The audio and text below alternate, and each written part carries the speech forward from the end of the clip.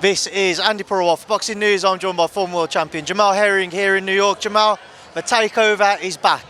Yes, I'm gonna just say this. I'm gonna say this right now. I believe that's probably his best performance, better than Lomachenko fight.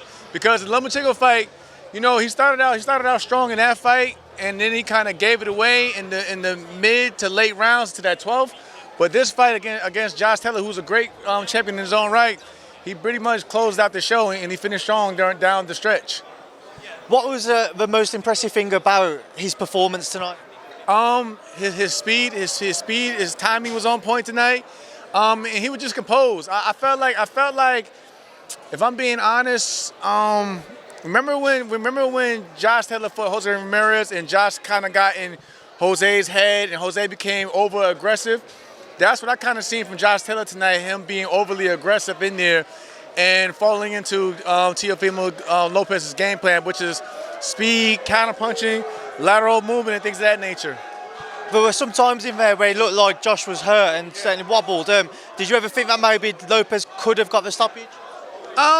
I believe if he'd have pushed for it, maybe he could have. But again, Josh Taylor is a great champion in his own right. He's a tough guy with a lot of pride.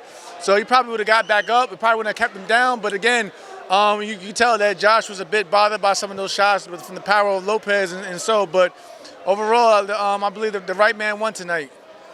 Right man won. He had his hand raised. A lot of talk about what's going to be next for him now. Talk of Devin Haney moving up. We know Bill Haney was here on a scouting mission.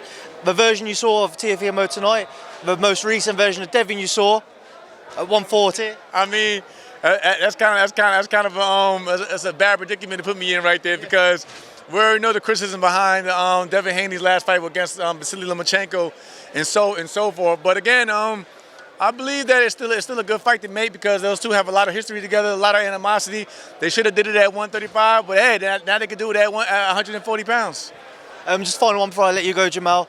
Crawford, Spence, please, your prediction. I know you're going to back Terrence, but you know, just your breakdown of the fight. My prediction, my breakdown at least for that fight is going to be a great fight. Again, Terrence Crawford, I trained alongside with him, but I also trained alongside with Spence a long time ago as an amateur going into the Olympics.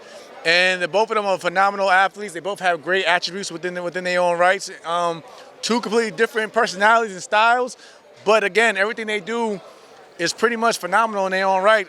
Spence, he comes forward. Once he gets that train started and going, he's pushing forward, and he's not going to be stopped. He's not going to be stopped. He's hard to be stopped. But again, we thought at one point in time Sean Porter was hard to be stopped, and we've seen what Terrence Crawford did to him in their outing. So it's just a great, intriguing matchup for both individuals. Jamel, I appreciate your time. Thank you. No problem. Thank you.